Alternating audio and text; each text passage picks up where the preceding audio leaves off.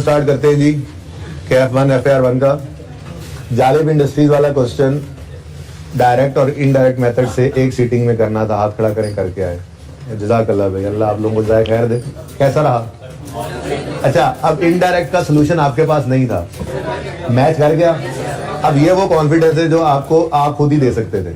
ये सवाल खुद से करके बगैर सोल्यूशन के, सोल्यूशन मौजूद था, सोल्यूशन मैंने शेयर कर दिया है ये साहब के साथ और आपको उम्मीद है अब तक पहुंच भी चुका होगा ग्रुप्स के अंदर। ऑनलाइन वालों के लिए मैं ये अपलोड कर दूंगा इसी लेक्चर के साथ, ठीक है जी।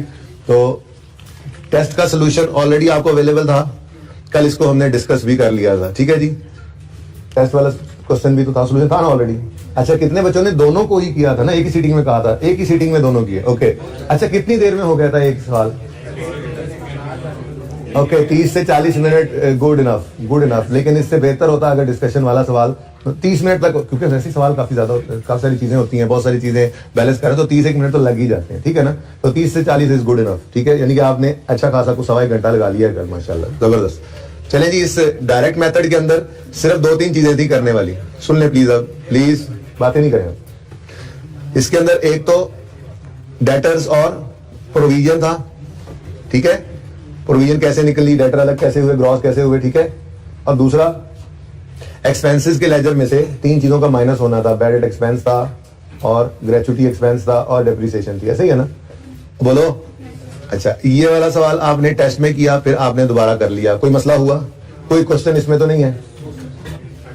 अच्छा जी, माजरत के साथ लाइट चली गई थी, तो मैं ये अर्ज कर रहा था कि आपको टेस्ट वाला डायरेक्ट मेथड करने में कोई मसला नहीं हुआ, क्लियर है।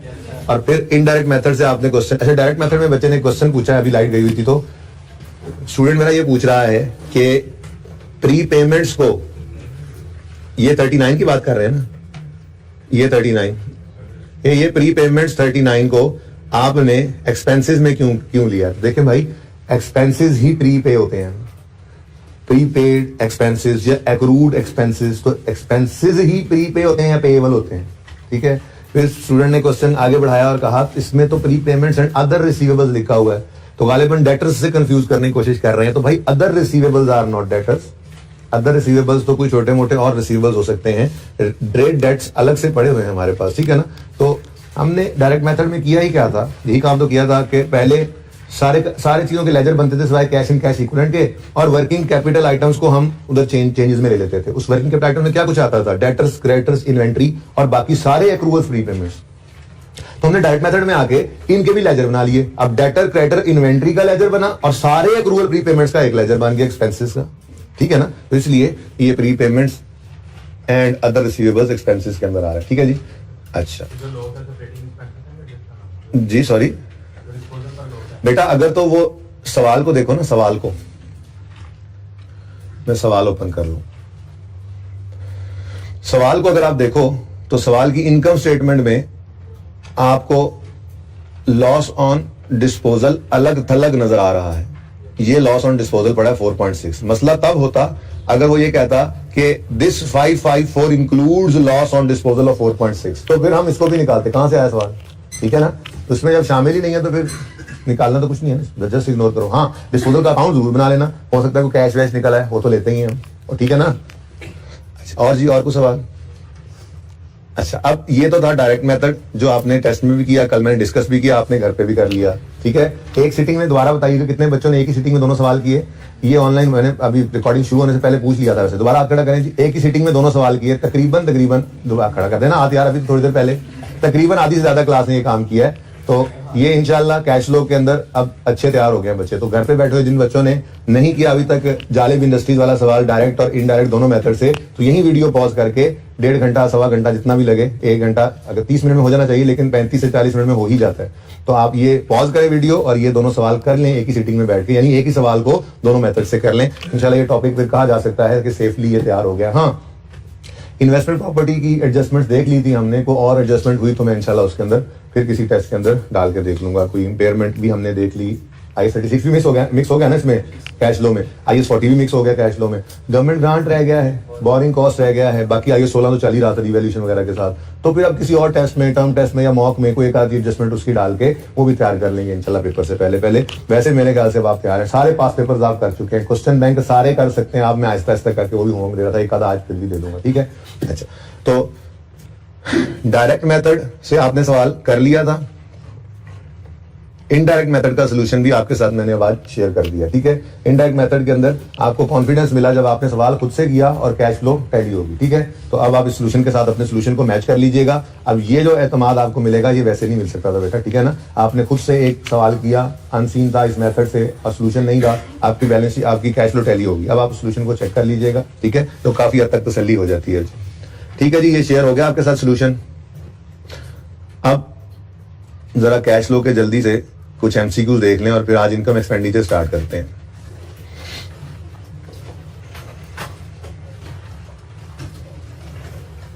अच्छा जी, 20th पे हम पहुंचे हुए थे।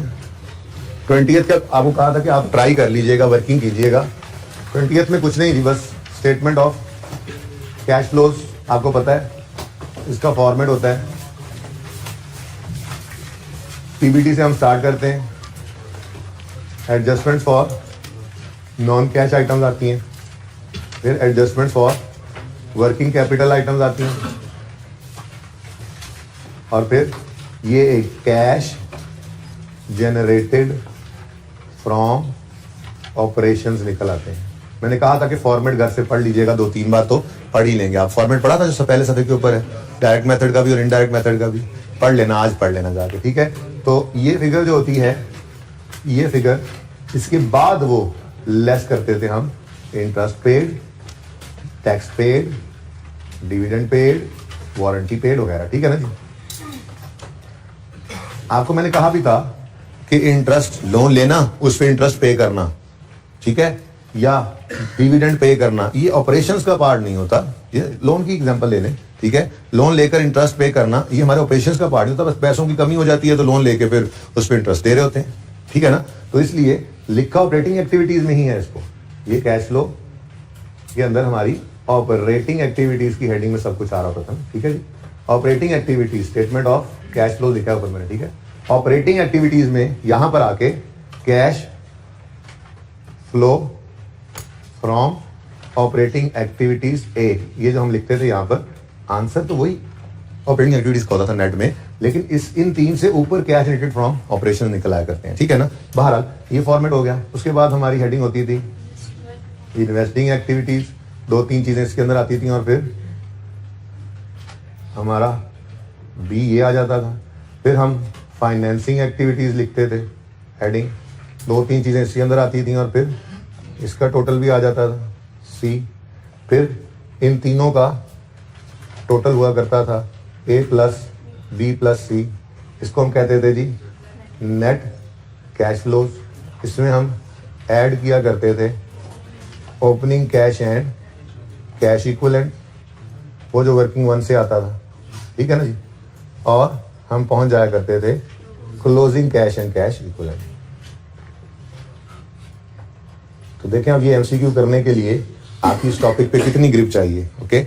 अब उसने सवाल के अंदर रिक्वायर किया how much cash has been generated from operations, ये फिगर उसने मांग दिया, ऊपर कुछ नहीं, सॉरी समझ ये, ठीक है जी। ऊपर वाली फिगर में से कोई चीज नहीं मांगी, ठीक है। अब डाटा क्या देता है, कहता है net cash inflows from financing activity, यानी कि यहां पर पॉजिटिव आना है 145, जो डाटा गिवन है लिखते जाए, ठीक है।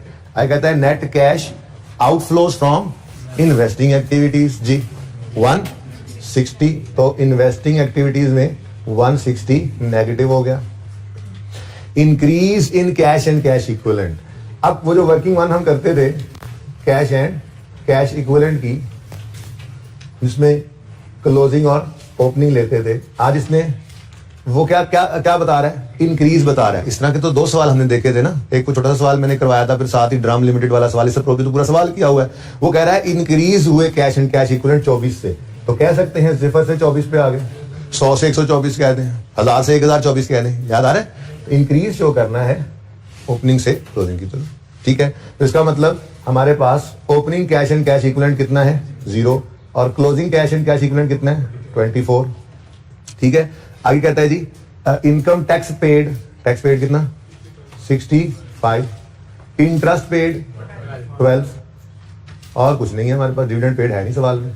अब ये डाटा हमारे पास अवेलेबल है, यहां तक पहुंचना है। अब रिवर्स वर्किंग शुरू करते हैं।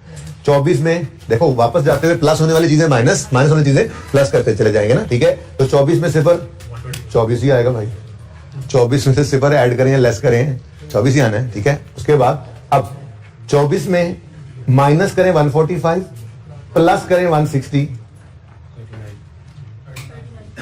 पॉजिटिव, चेक कर लो अब एक बार जरा सही किया या नहीं किया। 39 माइनस 160 प्लस 145 24 ही आता है, ताकि पता लग जाए ना सही है। तो हमने पहला स्टेप क्या किया जी 39 को बैलेंसिंग निकाला, बल्कि यहां पे यूं कह ले पहला स्टेप क्या इस 24 को बैलेंसिंग निकाला, सिफर ही था ना, ठीक है। अब इधर से अभी चेक करने के लिए मैं कह रहा हूं 39 प्लस 145 माइनस 160 करो तो 24 ही आता है ना। तो बोलो करके देख लो, मुंह बना रहे हो। ये ए बी और सी का टोटल करो, क्या आता है ए बी सी का टोटल 24 ही है ना, मतलब हमने सही फिगर निकाली है, सही जा रहे हैं। अच्छा अब यहां तक पहुंच गए, अब ये तो है कोई, ठीक है। अब ये 39 में ऐड करो 65 ऐड करो 12, तो ये भी हमने निकाला बैलेंसिंग 116 और यही हमारी रिक्वायरमेंट थी, इससे ऊपर जाने की जरूरत नहीं है, ठीक है। चेक करें सोल्यूशन यही है, तो सही है। अच्छा जी ओके जी 21 में कोई मसला है तो बताएं। 22 बताना आप नहीं है, वरना मैंने डिस्कस करना, पहले डिसाइड कर लिया। 22 21 A cash flow statement provides information that enables user to evaluate the change in net assets, financial structure, liquidity, solvency. इसको स्पेंडिंग करके रेशियोज के टॉपिक पे रख ले। वैसे बाय द वे बात कर देता हूं कि देखें आपके पास कितना कैश इनफ्लो हुआ, कितना कैश आउटफ्लो हुआ, ये चीजें आपकी लिक्विडिटी और सॉल्वेंसी की तरफ ही आपको लेकर जाती हैं, ठीक है। अब लिक्विडिटी रेशियोज पढ़ेंगे ना तो ये जरा ज्यादा बेहतर समझ आ जाएगा, तो इसके साथ देख लें, पेंडिंग रेशियोज के साथ पढ़ लेंगे। वैसे बात हो सकती है लेकिन बात और तरफ निकलेगी, फिलहाल मैं उसको छेड़ना नहीं चाह रहा, रेशियोज का टॉपिक जो पूरा करना है, ठीक है। तो इसके साथ कर दें पेंडिंग। अभी इनकम एक्सपेंडिचर आज शुरू कर रहे हैं ना इंशाल्लाह, इसके बाद फिर ईपीएस या रेशियो शुरू करना ही है, देख लेंगे। ईपीएस शुरू कर लेंगे, रेशियोज एंड पे आएगा, लेकिन जब आएगा ये बात हो जाएगी क्लियर आपको। 22 purchases and employees cost comprise operating activities या इन्वेस्टिंग या फाइनेंसिंग या कैश ऑपरेटिंग है, सिंपल था। सिंपल वाले खुद ही बता दो। 23 में को मसला, 24 में 25 26 27 28 27वां। Cost of sales of Shah textile during the year was 100, opening inventory was 20, closing inventory was 28, opening trade payables were 5, closing trade payables were 9. What amount of cash was paid to suppliers? मेरा नहीं ख्याल ये करवाना चाहिए मुझे, anyways कोई बात नहीं, अब चलें देख लें। फिर ये अच्छा 30 तक और कोई मसला तो नहीं है? 30 तक 29 में भी है, चलो फिर 30 के आगे फिर कल आखिरी 10 साल, ठीक है ना। अब फिर 27 कराता हूँ, 29 डिस्कस करता हूँ, उसके बाद भाई इनकम एक्सपेंडिचर भी शुरू करना है ना, पहला दिन है उसका। अच्छा वो क्या बता रहे थे, मांग क्या रहा है पहले ये बताओ, मांग क्या रहा है? What amount of cash was paid to suppliers, यानी सबसे पहले तो क्रेडिटर के अकाउंट से फिगर आनी है, ये पता होना चाहिए, ठीक है जी। अच्छा अब वो क्या कह रहा है, कॉस्ट ऑफ सेल बता रहा है। कॉस्ट ऑफ सेल आती है इन्वेंट्री के लेजर में, तो ये दोनों लेजर बना लेते हैं। आपको पता ही है ये दोनों लेजर इकट्ठे ही बनते थे। आपने जब डायरेक्ट मेथड से सवाल शुरू किए करने तो इन्वेंट्री से अक्सर परचेज निकल के क्रेडिटर में जाती है और परचेज उधर पहुंचने के बाद फिर कैश निकल रहा होता है, तो ये काम तो डायरेक्ट मेथड में हमने काफी दफा किया है। चलो बहरहाल cost of sales for Shah textile during the year was 100। Cost of sale inventory के लेजर में इस तरफ आया करती है, पता है ना कितनी? 100। आया कहता है opening inventory was 20, closing inventory was 28, opening trade payables were 5, closing trade payables were 9। हद होगी यार। अब opening closing cost of sale है तो यहां से क्या निकलेगा? परचेजेस। चलो क्रेडिटर असल में एंट्री होती थी, याद करो, इन्वेंट्री डेबिट कैश क्रेडिट या इन्वेंट्री डेबिट क्रेडिटर क्रेडिट, तो उधार वाली परचेजेस ही बनेगी ना, सवाल खामोश हो तो, ठीक है। तो क्रेडिटर बैलेंसिंग फिगर कितना जी? 108। जो इसके अंदर आया करता था हम लिखते थे परचेजेस, बस वो परचेजेस की बजाय आज इन्वेंट्री बन रहा है तो इन्वेंट्री के अकाउंट से ये फिगर आ गई, ठीक है जी। इस वर्किंग से 108 आ गया। अब ओपनिंग है, परचेजेस है, क्लोजिंग है, तो कैश 104 आ गया। कौन सा ऑप्शन है सही? अच्छा बी ऑप्शन है, सही है।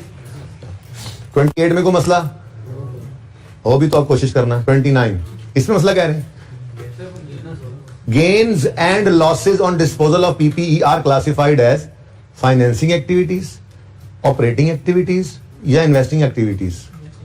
डी में कहता है आइदर फाइनेंसिंग और operating depending on which method is used. हाँ भाई देखें, गेन या लॉस ऑन डिस्पोजल जो है ना, वो गेन लॉस कहां आता था? इन्वेस्टिंग एक्टिविटी में आता था।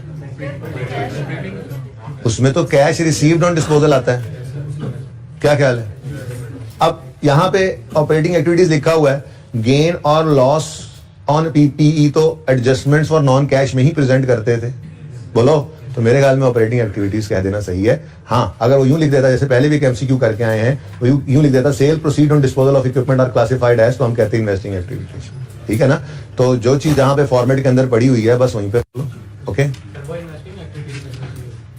देखो, आप इंटरचेंजेबली बोल सकते हो कि जी ये गेन था तो इन्वेस्टिंग एक्टिविटी ही, कि एसेट बिका उससे फिर कैश आया, लेकिन अगर को ऑपरेटिंग एक्टिविटी में लिख दे तो गलत नहीं है, क्योंकि हम प्रेजेंट तो गेन या लॉस को कैश फ्लो स्टेटमेंट के अंदर ऑपरेटिंग एक्टिविटी में करते हैं ना। ठीक है, हाँ, गेन और लॉस दरअसल क्या है? दरअसल तो वो फिक्स एसेट ही बेचा है हमने, लेकिन इन्वेस्टिंग एक्टिविटी के अंदर हम उसका कैश लेकर जाते हैं। तो इन दोनों में से जो आंसर दे दें वो सही है, दोनों अपनी जगह पे सही होंगे। ठीक है ना? अच्छा, मुझे ज्यादा पसंद जो है ऑपरेटिंग एक्टिविटीज ही है इसका आंसर। अच्छा जी, हाँ भाई 30 में कोई मसला नहीं है ना? 31 से 40 तक अब इंशाल्लाह कल।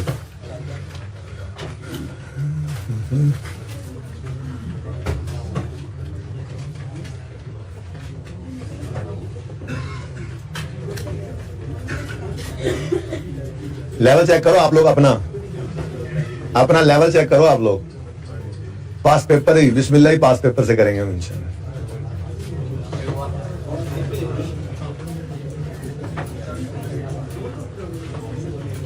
अच्छा जी, अपनी बुक्स का तो बाद में पेज नंबर 808 बाद में खोलिएगा, पहले थोड़ी सी गपशप लगा लेते हैं। ये मैं मिटा दूंगा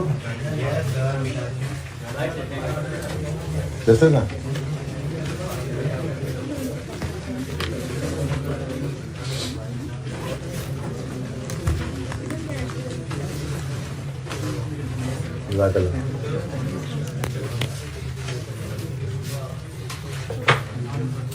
अच्छा जी, बचपन में आपने इंट्रो में पढ़ा होगा कि ऑर्गेनाइजेशंस दो तरह की होती हैं।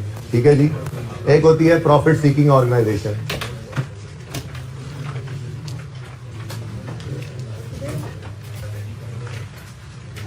जिनका मकसद प्रॉफिट मैक्सिमाइजेशन होता है। ठीक है, इनको बिजनेस ऑर्गेनाइजेशंस भी कहा जाता है।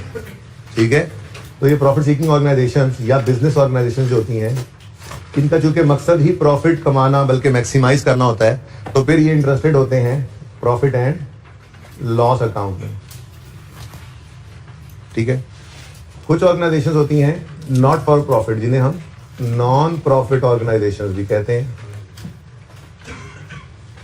नॉन प्रॉफिट ऑर्गेनाइजेशंस जो हैं, उनका मकसद प्रॉफिट कमाना नहीं होता, तो फिर वो एक इनकम एंड एक्सपेंडिचर अकाउंट बनाते हैं। ठीक है जी, इनकम एंड एक्सपेंडिचर अकाउंट। तो फिलहाल तो सिर्फ इतना सा फर्क ही है, बाकी बैलेंस शीट इनकी भी बनती है, balance sheet non profit organisation की भी हम बनाते हैं। ठीक है, अगली चीजें भी हैं, statement of changes in equity, नाम सिर्फ बदल जाता है, यहाँ पे statement of changes in net assets बना लेते हैं। ये कैश फ्लो बनाते हैं तो ये भी बना सकते हैं, कैश फ्लो बनाना हम सीख चुके हैं। ठीक है ना? लेकिन फिलहाल स्टार्ट करते हैं, to start with income expenditure बनाएंगे और बैलेंस शीट बनाएंगे नॉन प्रॉफिट ऑर्गेनाइजेशन की। हाँ, बैलेंस शीट के अंदर को 2-4 चीजें जरा बदल जाती हैं। जो प्रॉफिट सीकिंग ऑर्गेनाइजेशन है उसके और इसकी बैलेंस शीट में क्या फर्क है, ये अभी थोड़ी देर में बता देता हूँ। ठीक है जी। अच्छा, अब तरतीब क्या होगी सवाल को करने की? ठीक है, आपने income and expenditure account heading बनानी है, नॉन प्रॉफिट ऑर्गेनाइजेशन की हेडिंग बनानी, जो भी बनानी है बनाकर सबसे पहला उसूल आपने आज क्या लिखना है, ये सवाल करने का तरीका। भाई आपको पता ही है, पहले हम अब देखें कैश फ्लो स्टेटमेंट के अंदर आप कॉन्सेप्चुअली सारी चीजों के ऊपर अल्हम्दुलिल्लाह आपको अबूर हो चुका है ना।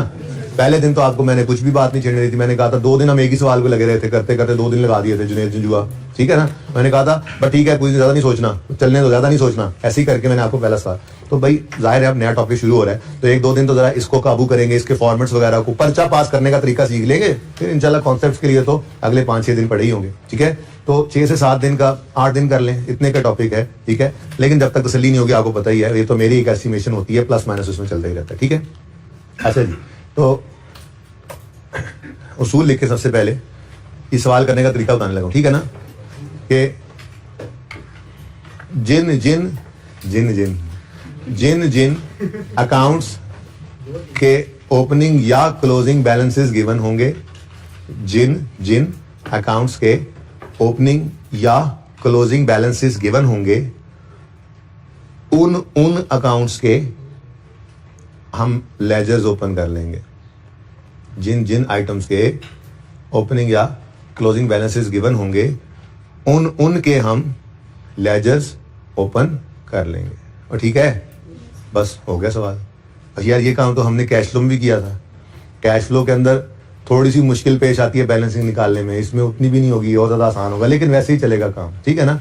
यानी लेजर बनेगा और बैलेंसिंग फिगर हमारे मतलब की निकल रही होगी। लेकिन अगली बात आपको पता ही है, वो कैश फ्लो स्टेटमेंट थी तो सवाल इस तरह से बनाया जाता था कि कैश बैलेंसिंग निकालें। यहाँ इनकम एक्सपेंडिचर बनाना है तो सवाल ऐसे बनाएगा कि कैश की फिगर मिल जाएगी हमें, इनकम या एक्सपेंस हम निकाल रहे होंगे। जैसे इंट्रो के अंदर इनकम स्टेटमेंट बैलेंस शीट बनाते थे, बिल्कुल वैसे ही मिलता जुलता ही है। बस इनकम एक्सपेंडिचर का फॉर्मेट थोड़ा सा मुश्किल है, वो समझने में जरा मसला आएगा आपको, बाकी कुछ नहीं। थोड़ी देर में बनाता हूँ, अभी आप कहेंगे वाकई बहुत मुश्किल है इनकम एक्सपेंडिचर का फॉर्मेट, ठीक है। अब सवाल देखना शुरू करते हैं, पढ़ना शुरू करते हैं कि सवाल में है क्या। सबसे पहले सवाल के अंदर मैं साथ चीजें बताऊंगा, ठीक है, साथ चीजें बताऊंगा आपको, ओके। सबसे पहले सवाल के अंदर कहता है treasurer of Karachi social club prepared following receipts and payments account for the year ended 30 सितंबर 1993। बहुत ही पुराना है। अच्छा, अब जरा गौर कीजिए,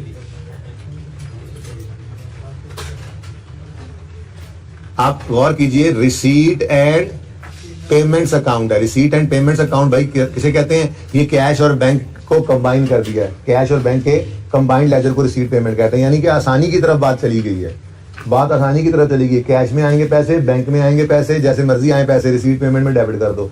कैश में जाए पैसे, बैंक से जाए पैसे, जिसमें मर्जी जाए क्रेडिट कर दो रिसीट पेमेंट को, जिंदगी आसान होगी, ठीक है। तो ये जो ओपनिंग बैलेंस आ रहा है टोटल, ये ओपनिंग सिर्फ कैश नहीं है, सिर्फ बैंक नहीं है, बल्कि सब कुछ ही है। करंट अकाउंट में 1320 पड़े थे, डिपॉजिट अकाउंट में 2100 पड़े हैं, कैश इन हैंड में 60 पड़े हैं, टोटल 3480 पड़े, ठीक है। फिर कुछ पैसे आए हैं और कुछ पैसे पेमेंट्स में पे हुए हैं, और ये हमारे पास जनाब क्लोजिंग बैलेंसेस आ रहे हैं सबके, ठीक है जी, टोटल। अब आप टोटल शो कर दें, ज्यादा बेहतर तो ये है कि बैलेंस शीट के अंदर आप टोटल वाली फिगर शो ना करें, ज्यादा बेहतर ये है कि आप करंट अकाउंट, डिपॉजिट अकाउंट और कैश इस तरह से कर देंगे आप, ठीक है जी, ओके। हो सकता है आज हमें इस सवाल हम पूरा ना कर सकें, 2 दिन लगे, कोई मसला नहीं, पहला सवाल है जिंदगी का, ठीक है। अच्छा, ये रिसीट पेमेंट है, ओपनिंग बैलेंस गिवन है, क्लोजिंग गिवन है, डेबिट्स गिवन है, क्रेडिट्स गिवन है, इसको दोबारा बनाने की जरूरत नहीं है, ठीक है ना। ये तो लेजर ऑलरेडी बना हुआ है ना हमारे पास, और ठीक है। अब आगे बढ़ते हैं। आगे कहता है following information is made available to you, opening and closing balances, bottle stock, subscription in arrear, subscription in advance, creditor for bottle, rent and rate, fidelity bond given by steward. भाई एक्रूअल प्री पेमेंट कुछ याद है, intro में पढ़ा था ना, अभी मैंने रिवीजन करवाई थी उसकी कुछ दिन पहले, लेकिन एक्सपेंस के पॉइंट ऑफ व्यू से करवाई थी, ठीक है ना। एक्सपेंस प्रीपेड भी हो सकता है और पेएबल भी हो सकता है। इनकम के पॉइंट ऑफ व्यू से मैंने आपकी अभी एक्रूअल वाली रिवीजन इंट्रो के बाद अभी तक करवाई नहीं थी। इस टॉपिक में मैं आपको इनकम की रिवीजन करवा देता हूँ, ठीक है। लेकिन फिलहाल तो मैं वही पुराना आपका नॉलेज यूज करते हुए कोशिश करूंगा कि ये वाला सवाल हम कर लें, फिर इंशाल्लाह हम रिवीजन करेंगे, सब्सक्रिप्शन इनकम क्या होती है बताऊंगा, इसके सवाल भी कुछ करेंगे, ठीक है ना। फिलहाल मैं चाह रहा हूँ कि सिर्फ हम इस सवाल में जरा फॉर्मेट्स को देख लें, जहां तक मुमकिन हो मैं बगैर ज्यादा बातें किए पढ़ा दूंगा आपको चीजें, ठीक है ना। फिर क्रेडिटर फॉर बॉटल परचेजेस है, रेंट एंड रेट एक्रूड है, Fidelity bond given by steward के आगे आप बस लिख लो ब्रैकेट में ये लायबिलिटी है, क्या है बता दूंगा, ठीक है। पुराना सवाल है, पुराना कॉन्सेप्ट है।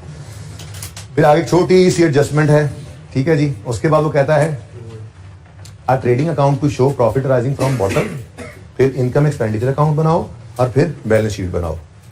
अब एक ज़हन में फौरन ही बात आ गई कि अभी तो हम कह रहे थे ये नॉन प्रॉफिट ऑर्गेनाइजेशन है और फिर ट्रेडिंग भी कर रही है, प्रॉफिट भी कमा रही है। तो भाई दोस्तों देखो, ये जो नॉन प्रॉफिट ऑर्गेनाइजेशंस होती हैं इनको अपने खर्चे चलाने के लिए पैसों की जरूरत होती है, ठीक है। अब इनके कई सोर्सेज ऑफ इनकम होते हैं, जिनमें नॉर्मली एक सोर्स होता है डोनेशंस, चंदे लेना, ठीक है। लेकिन ये सिर्फ चंदों से काम नहीं चलता, इन्हें खुद भी कुछ ना कुछ हाथ पांव मारने पड़ते हैं, ठीक है ना।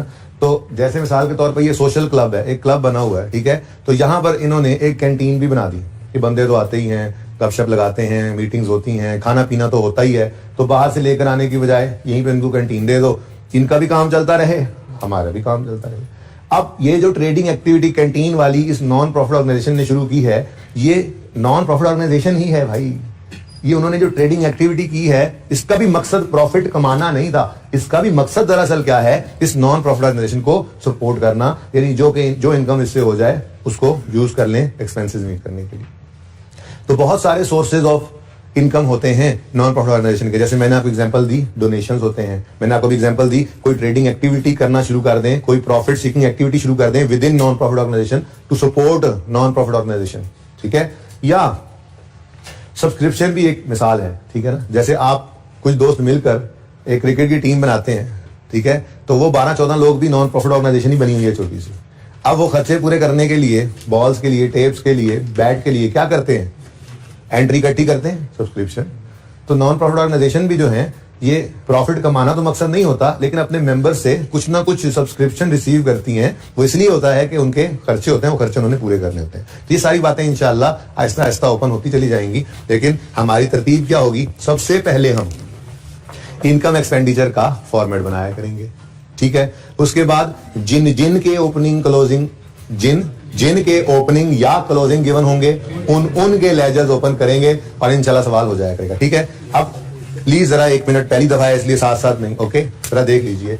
नाम क्या है जी, कराची सोशल क्लब। देखिए बेटा प्लीज, इस वक्त आपकी तवज्जो बहुत जरूरी है, क्योंकि ये इनकम एक्सपेंडिचर का फॉर्मेट बहुत टफ फॉर्मेट है। अगर आपने अभी ध्यान ना दिया तो फिर बात पकड़ में नहीं आएगी। तवज्जो, income and expenditure account, income and expenditure account, और ईयर एंड बता दो मुझे, for the year ended 30 September 93। Please आप सबकी तवज्जो, प्लीज प्लीज प्लीज, सब कुछ छोड़ दें, बहुत मुश्किल है ये फॉर्मेट, वरना समझ नहीं आएगा, बता रहा हूं मैं बार बार कह रहा हूं एक बार जी। कुछ इनकम्स होती हैं हमारी, बोले, और कुछ हमारे एक्सपेंसेस होते हैं। इनकम्स और एक्सपेंसेस का डिफरेंस लेकर या सरप्लस आ जाता है या डेफिसिट आ जाता है, ठीक है, लॉस नहीं, डेफिसिट। और ये फॉर्मेट है इनकम एक्सपेंडिचर। टफ था ना, बहुत वेरी टफ, ठीक है जी। खत्म, फॉर्मेट खत्म। इनकम इधर ले लेंगे, एक्सपेंसेस इधर ले लेंगे, इन दोनों का डिफरेंस अगर इनकम ज्यादा हुई तो सरप्लस बैलेंस शीट में ऐड हो जाएगा, और इन दोनों का डिफरेंस अगर नेगेटिव आ गया तो डेफिसिट बैलेंस शीट में माइनस कर देंगे। किस में से माइनस करेंगे अभी देखते हैं, ठीक है। That was very tough, okay. Rupees में है सवाल, चलो रुपीज में ही रहने दो, समझ नहीं यार, तंग तो ना करो मुझे, 2 दिन लग जाने हैं ना याद करने में, ठीक है, ओके, चलो कोई नहीं, अल्लाह तुम्हारा हामी और नासिर हो बेटा, ठीक है, ओके। अच्छा जी, उसके बाद आती है जी बैलेंस शीट।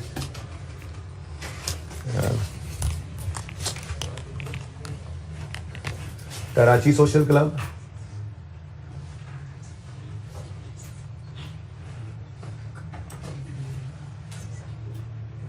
स्टेटमेंट, क्या नाम लिखा, स्टेटमेंट ऑफ फाइनेंस है, बैलेंस शीट, जो रिक्वायरमेंट बनो वही लिखते थे। बैलेंस शीट है एज ऑन 30 सितंबर।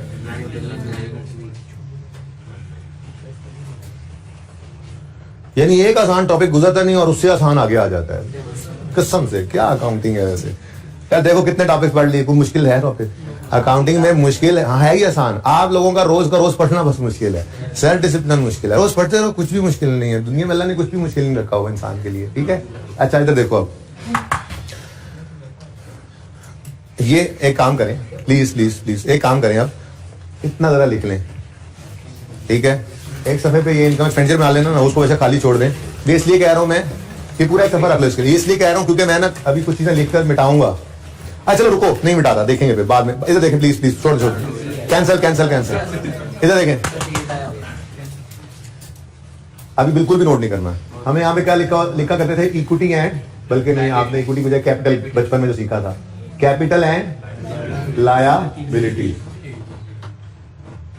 ठीक है जी। कैपिटल ओनर्स लाते थे, याद है, सरमाया, कैपिटल ओनर लाते थे। नॉन प्रॉफिट ऑर्गेनाइजेशन का कोई ओनर नहीं होता, ठीक है, कोई ओनर नहीं होता, स्पॉन्सर्स होते हैं, ठीक है।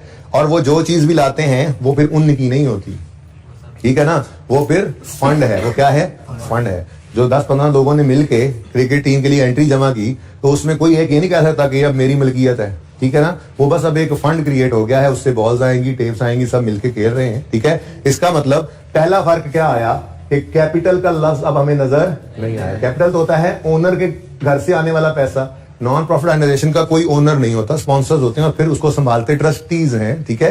तो यहां पर फंड्स एंड लायबिलिटीज आ जाएंगी, ठीक है जी, फंड्स एंड लायबिलिटीज, ठीक है। इसमें फिलहाल आज का दिन हम सिर्फ जनरल फंड ही रखते हैं, फिर आहिस्ता आहिस्ता स्पेसिफिक फंड्स को भी लाएंगे, ठीक है। अब एक मिनट प्लीज नहीं नोट करो ना यार। फंड्स एंड लायबिलिटीज में पहले मैं बात कर लेता हूं फंड्स की, ठीक है।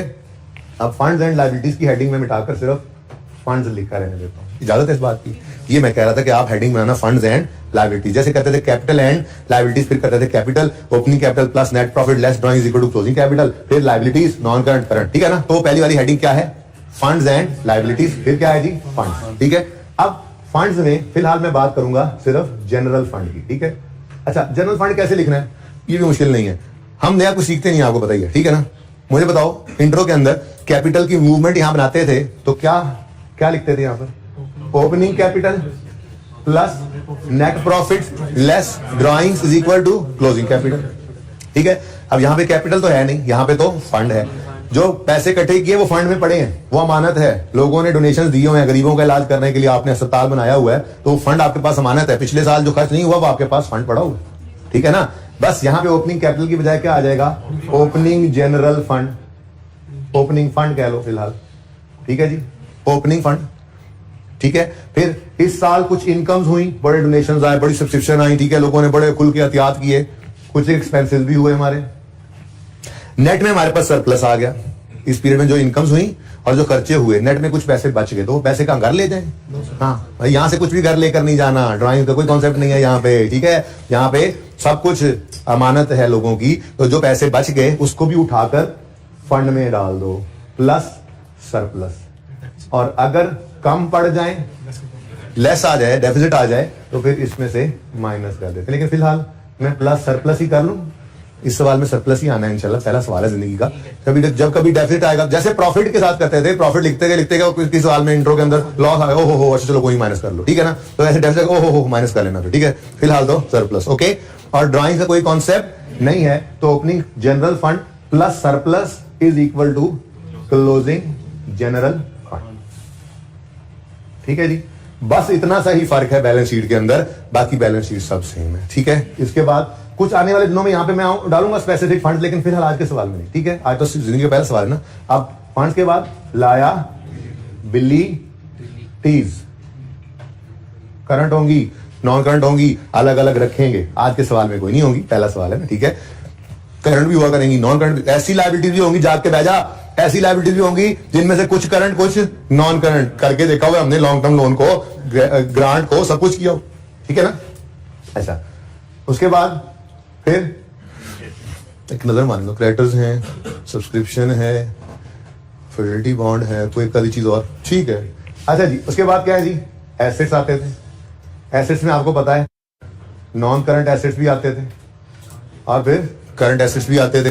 तो नॉन करंट एसेट भी खैर से अल्हम्दुलिल्लाह हमारे सवाल में है ही कोई नहीं, और फिर करंट एसेट पहला सवाल है ना। तो लो भाई, बैलेंस शीट में सिर्फ इतना सा फर्क आया और इनकम स्टेटमेंट को रिप्लेस किया एक ऐसे फॉर्मेट ने जिसको देख के दिल गार्डन गार्डन हो गया कि ये भी कोई फॉर्मेट है, ठीक है। तो ये है जी हमारा format income and expenditure account का, और बैलेंस शीट भी इस नॉन प्रॉफिट ऑर्गेनाइजेशन के हमारे सामने है। जितना को फर्क है वो आपने देख लिया। तो एक इजी टॉपिक खत्म नहीं कर जाते अभी, दूसरा इजी टॉपिक शुरू हो जाता है, ऐसे ही है ना भाई। आप पास पेपर्स कर रहे हैं, आप ऐसे ना कहें आप आईकेएफ के पास पेपर्स, मैंने तो कोई पर्दा कभी नहीं रखा। मैं तो इवन करंट अटेम्प्ट को भी आपको टेस्ट में दे देता हूं, जिसमें आपको कहा था कि वो मेरा भी टेस्ट होता है, मैं उसका सोल्यूशन पहली बार आपके टेस्ट देने के बाद बनाता हूं।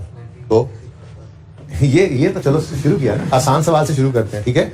लेकिन आप लोग ने अभी जितने टॉपिक्स किए हैं आपने खुद देखा है कि किसी सवाल को मैंने ये नहीं कहा यार ये मुश्किल कह के या कुछ ऐसे करके रिवीजन में कर लेंगे या बाद में कर लेंगे, क्या जरूरत है। बस प्यार है जब सारा, तो सारा कुछ कर ले तो सही है। आप लोग पढ़ते रहेंगे तो मसला कोई नहीं होगा, ठीक है। यहाँ पे कोई मसला, तो इतना फॉर्मेट बनाना है, बनाए फिर बस एक सफे पे, ये आप खुद जगह खुली डुली छोड़ना, लायबिलिटी के लिए 5-6 लाइनें छोड़ देना और बाकी आधा सफा एसेट्स के लिए खाली, ठीक है ना। इनकम एक्सपेंडिचर के लिए एक सफा खाली, और तीसरे सफे से वर्किंग शुरू करेंगे हम, ठीक है। जल्दी करें।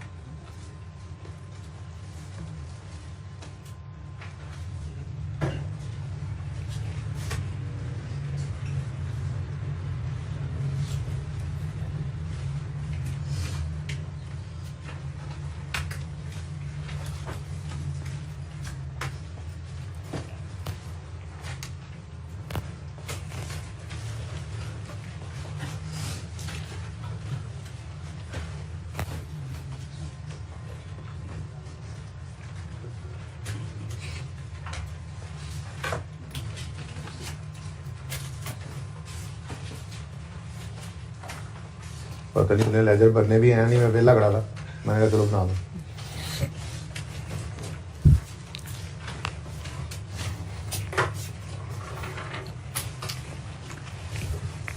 जान दे उस्ताद, कर ले काम यार, बात चुप कर दे। नकल करने का दिल कर रहा है, खुद बनाओ, क्या मुश्किल थी इसमें।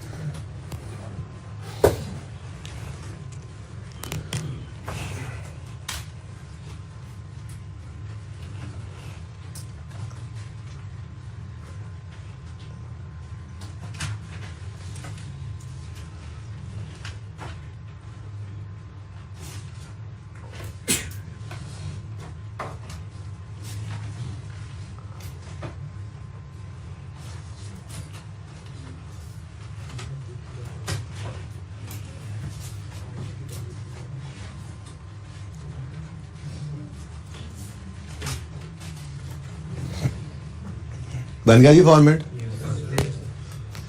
आ जाए जी इधर, आमिर भाई लेके अब इनको। भाई बन गया सब कुछ, बना रहा है अभी, कितने बजे भी बना रहे हैं। चलें अभी इधर देखें, फिर थोड़ी सी रिवीजन करते हैं जी। एक्रूअल बेसिस ऑफ अकाउंटिंग की तरतीब वही रखूंगा जिसपे एक्सपेंसेस की रिवीजन की थी, आपको याद होगा, ठीक है ना।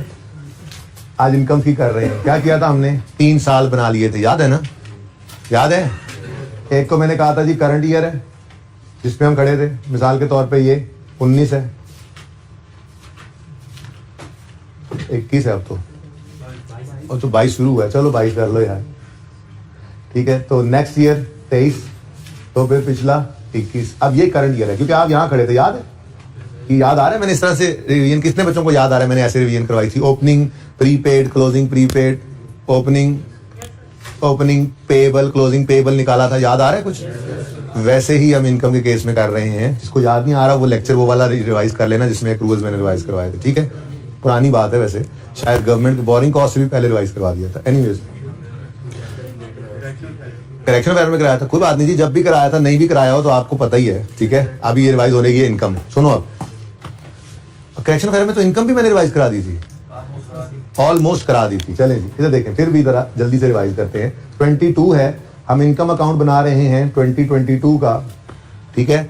अब इनकम का लेजर है, पहले तो ये डिसाइड कर लें कि इनकम के केस में कैश किस तरफ आता है। मुझे याद आया, हमने कर ली थी रिवीजन, चलो खैर कोई बात नहीं, करो जी। इनकम के केस में कैश आता है तो cash debit, income credit, cash तो इस तरफ आ गया, ठीक है। तो फिर इनकम वाली फिगर जो सी भी इनकम हो वो डेबिट साइड पे नजर आएगी।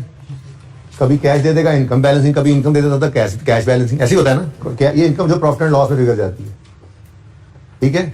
अच्छा, अब अगर हम 22 में खड़े हैं और हमने 22 में सर्विसेज प्रोवाइड कर दी हैं, हम सर्विसेज की एग्जांपल ही रखते हैं, ठीक है ना, क्योंकि यहाँ नॉन प्रॉफिट ऑर्गेनाइजेशन के अंदर हम सर्विसेज दे रहे होते हैं, ठीक है ना। हमने एक स्पोर्ट्स क्लब बनाया, उसमें जिम है, ठीक है।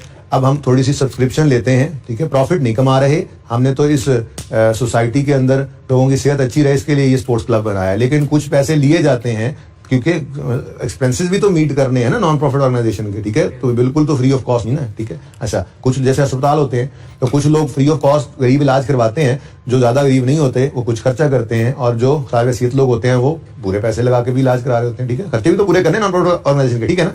अच्छा, तो सर्विसेज की बात ही करते हैं कि हमने अगर जिम बनाया हुआ है तो भाई बंदे आके मशीनें उठा के थोड़ी ले जाते हैं, बंदे आते हैं जिम में वर्जिश करते हैं, उस वर्जिश करने के पैसे में वो जो हमने सर्विस दी और चले जाते हैं, ठीक है ना। तो सर्विसेज की एग्जांपल ध्यान में रखते हैं। हमने 22 में सर्विसेज दे दी लेकिन हमें अभी पैसे रिसीव नहीं हुए, क्या है ये?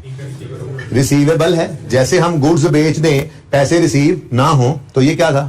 रिसीवेबल। ऐसे ही सर्विसेज दे ली, अभी पैसे रिसीव नहीं हुए तो ये क्या है? रिसीवेबल। तो इसका मतलब अगर सर्विसेज आर प्रोवाइडेड इन 2022 लेकिन cash will be received in 2023 तो फिर क्लोजिंग में हमारे पास ये रिसीवेबल इनकम हो गई, ठीक है जी, सही है। लिखना चाहो तो लिख लो, वैसे जरूरत नहीं मेरे ख्याल से, सुन लो तो बेहतर है, ठीक है। लिखना चाहेंगे जो बच्चे तो तेजी से लिखेंगे, मैं ज्यादा वेट नहीं करूंगा, ओके। तो क्लोजिंग रिसीवेबल क्या होगा जी, 2022 का क्लोजिंग रिसीवेबल क्या होगा कि इनकम ये सर्विसेज आर प्रोवाइडेड या rendered in 2022 but cash will be received in 2023। तो फिर 22 के क्लोजिंग डेट पर ये क्या होगा, receivable income, this is asset, ठीक है। तो अगर क्लोजिंग रिसीवेबल एसेट है तो फिर ओपनिंग रिसीवेबल भी एसेट होता है, और ओपनिंग रिसीवेबल डेबिट साइड पे आएगा, ठीक है। ओपनिंग रिसीवेबल, ठीक। नेक्स्ट ओपनिंग के बारे में फिर आप लिख लोगे, आप घर पे लिखना, ठीक है ना। वो क्या लिखोगे, services were rendered in 21 but cash will be received in 22, इसलिए ओपनिंग डेट पे ये रिसीवेबल था, ठीक हो गया ना। अच्छा आगे बढ़ते हैं जी। अच्छा जी, 31 दिसंबर 22 को एक बंदा आया, उसने कहा मेंबरशिप दे दो 23 वाले साल की। 31 दिसंबर की शाम को आया, हम बंद ही करने लगे थे अपना स्पोर्ट्स क्लब बंद करने लगे थे, एक बंदा आ गया, यार मेंबरशिप दे दो। सालाना मेंबरशिप हम लेते हैं मिसाल के तौर पे, सब्सक्रिप्शन भी अगले साल की पूरे की ले लेते हैं।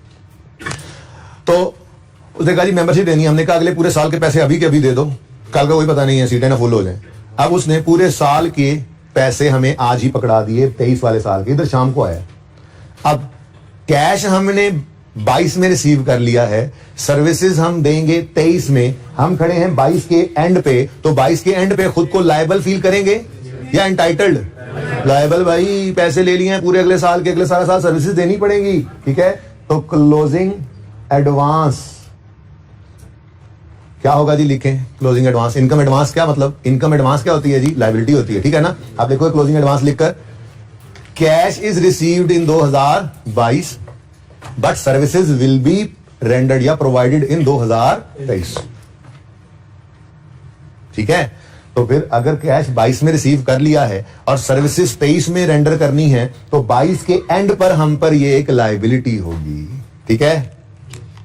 तो अगर क्लोजिंग एडवांस लायबिलिटी है, इस तरफ लिखा हुआ है, तो फिर ओपनिंग एडवांस, ठीक है जी। अभी तो देखो, क्लोजिंग एडवांस एक लायबिलिटी है, क्या है जी, ये एक लायबिलिटी है। लायबिलिटी किस चीज की है जी, लायबिलिटी है to pay cash, liability to provide services in future. ऐसे ही मैंने ना एक्सपेंस का लेजर बना के आपको बताया था, क्लोजिंग पेएबल में liability to pay cash in future, और क्लोजिंग रिसीवेबल में वो प्रीपेड के अंदर लिखवाया था क्या है जी, right to receive services in future, ऐसी बात ही लिखवाई थी वहां पे। जरा रिवाइज करना उसको जाके, जो मैंने एक्रूवल्स की आपको थोड़ी सी रिवीजन कराई थी, पर वो सिर्फ एक्सपेंसेस के पॉइंट ऑफ व्यू से थी, इनकम यहाँ पे करवानी थी। मैंने कहा अलग अलग कर लेंगे, ज्यादा बोझ भी नहीं पड़ेगा, ठीक है। और क्लोजिंग में अगर रिसीवेबल है तो ये क्या है, एसेट है, ठीक है जी। एसेट काहे का एसेट जी, क्या एसेट क्या है जी, ये राइट है, राइट टू रिसीव फ्यूचर नहीं, right to receive cash in, जो सर्विसेज दे रखी हैं उसके अगेंस्ट कैश, ठीक हो गया। अगली बात, इस एडवांस के दूसरे नाम अनअर्न्ड भी इसे कहते हैं, इसको डेफर्ड भी कहते हैं, ठीक है जी, डेफर्ड इनकम। अच्छा मैंने बताया है वैसे ये, आई थिंक, चलो ये ग्रांट में बताया, अच्छा चलो रिवाइज हो जाएगा, ठीक है। और भाई इस रिसीवेबल के तो बेताशा नाम है, ड्यू, एक्रूड, आउटस्टैंडिंग, पेबल नहीं, आउटस्टैंडिंग, एरियर,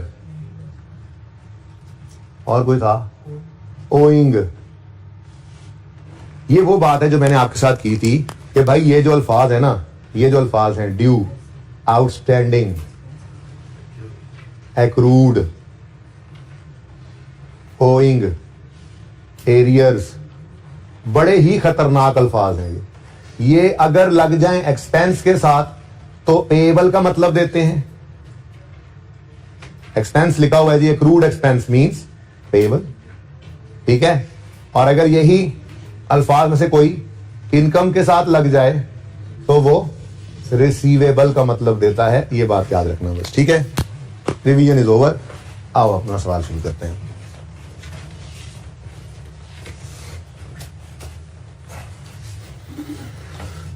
भाई वो नोट करने के लिए जरा 1 मिनट तो लगाना था बच्चों ने, अगर नोट करना ऑनलाइन वालों ने। ये हमने रिवीजन किया जी एक्रूवल की, यहां से यहां तक, ठीक है भाई। आपको नजर नहीं आ रहा, थोड़ा सा इधर होके बैठा करो ना यार, ये 3 से आगे मत बैठा करो, मैंने मना किया काफी दफा। जगह भी होती है, पहली रो में 3, दूसरी में 4, उससे ऑनवर्ड ज्यादा बैठा करो। जब जगह नहीं हो तो फिर मजबूरी है, फिर मैं भी लिखते हुए एहतियात करूँ ना, ठीक है। अभी तो थोड़ी बहुत गुंजाइश होती है। चले जी शुरू करें सवाल। वो मैं नहीं मिटाता, अभी देखो। अच्छा जी, रिसीट और पेमेंट का भी ओपनिंग क्लोजिंग अवेलेबल है, ठीक है। तो भूल ना जाओ कहीं, इसलिए ये बात याद है थोड़ी बहुत इंट्रो के अंदर कि अगर कैपिटल मिसिंग हो तो वो किसी तरह से निकल सकता है। हमारी अकाउंटिंग इक्वेशन क्या होती है जी? एसेट्स इक्वल होते हैं कैपिटल प्लस लायबिलिटीज के। अच्छा, अब ये इक्वेशन किसी भी दिन खड़े होकर आपको, ये फिगर इक्वेशन ये किसी भी दिन खड़े होकर आप निकाल सकते हैं ना। यानी अगर आप क्लोजिंग एसेट्स निकालना चाहें तो closing capital plus closing liabilities कर दें, आप ओपनिंग करना चाहें तो ओपनिंग कर लें। अब सवाल के अंदर अगर ओपनिंग कैपिटल मिसाल के तौर पे मिसिंग है, बचपन की बातें हैं ये इंट्रो वाली, ठीक है, तो आप इसी को रीअरेंज कर सकते थे, ठीक है। इसी इक्वेशन को क्या कर सकते हैं आप? रीअरेंज, ठीक है। आप अगर ओपनिंग कैपिटल फाइंड करना चाहें तो आप क्या कहेंगे? आप कहेंगे मैं ओपनिंग कैपिटल निकाल लूंगा अगर मुझे सवाल में opening assets minus opening liabilities दे दी है, ठीक है, सही है ना। अब हमारे इस सवाल के अंदर आपको पता लगेगा एंड पे जाके, जो मैं पहले ही बता रहा हूं, हमारे सवाल के अंदर ओपनिंग फंड मिसिंग है। कोई नहीं, कैपिटल के नाम को रिप्लेस ही किया था फंड के साथ, ठीक है ना। तो ओपनिंग फंड अगर मिसिंग हो तो वो कैसे निकलेगा? Opening assets minus opening liabilities. अब सारे ओपनिंग एसेट्स, सारी ओपनिंग लायबिलिटीज आपको लेजर्स में से मिल जानी है, नहीं मिस करेंगे। लेकिन चूंकि एक लेजर आप बना नहीं रहे, कौन सा वाला?